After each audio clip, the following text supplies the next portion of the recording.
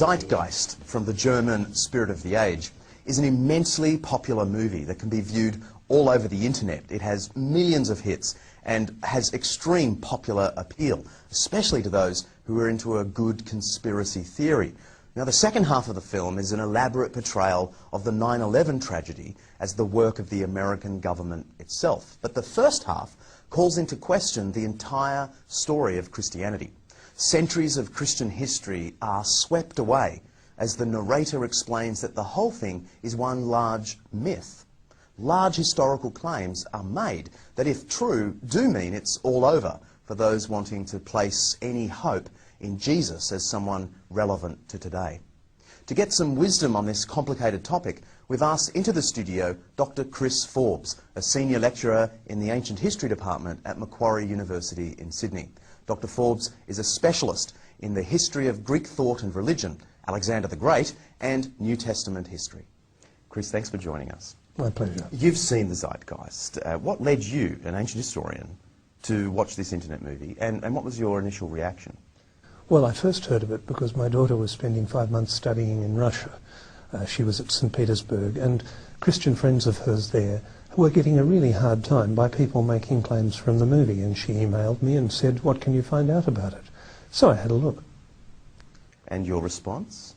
Well, I ended up almost laughing because the claims it makes are mostly wildly wrong and in some cases simply silly. Can we focus in on what is really the heart of the claim of the movie as it connects with Jesus?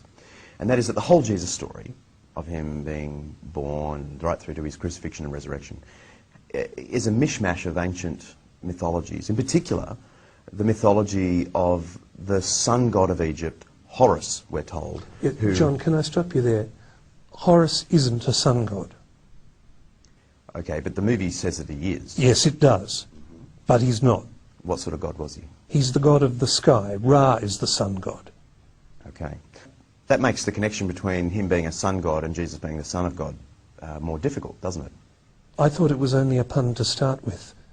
I mean, the son of God, S-U-N-S-O-N, it's a perfectly good pun in English. Well, it's a fairly bad pun in English. But it doesn't work in Egyptian, and it doesn't work in Greek, and it doesn't work in Latin. It's just a pun. So leaving all that aside, yeah.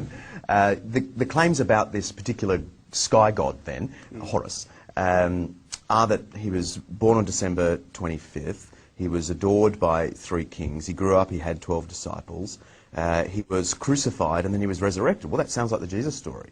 It does, because that's what it is. But it's not the Horus story. Oh, by the way, you left out born of a virgin. Born of a virgin, indeed. Yes, except that his mother Isis wasn't a virgin. And there's no suggestion in the Egyptian sources that she was. This whole list of parallels are true of Jesus, aren't actually true of Horus at all. The ancient sources don't mention these details? Well, it's very unlikely the ancient Egyptians would say he was born on December the 25th, because December's a Latin month. In other words, there's no connection at all. Horus wasn't crucified. Horus was killed, cut up into very small pieces, and his body scattered around Egypt, so it could never be gathered again.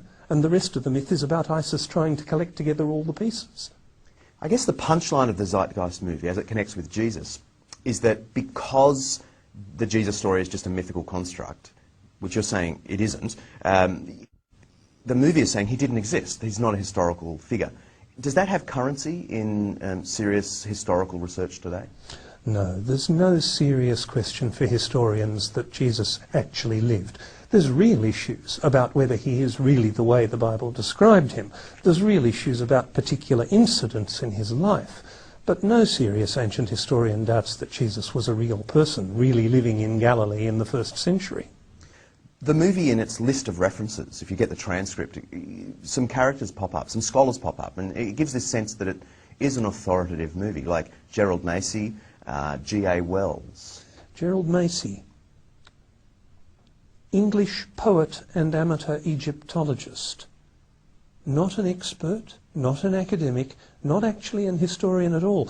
G.A. Wells, an academic, yes, professor of German literature, writer of popular books trying to claim that Jesus is a myth. But he's not a historian.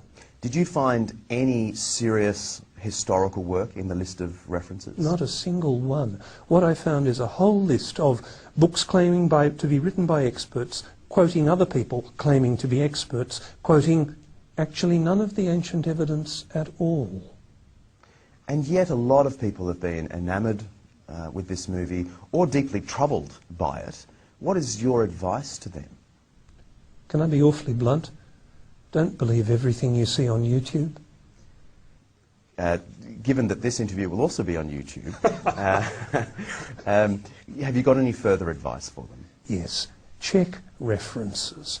Go looking for ancient evidence. If somebody claims something about Horace or Mithras or Dionysus, if they're only quoting another modern author, or in the case of Massey, someone writing in the 19th century, that's not good enough. What historians want to know is not do you quote historians, they want to know can you quote ancient evidence.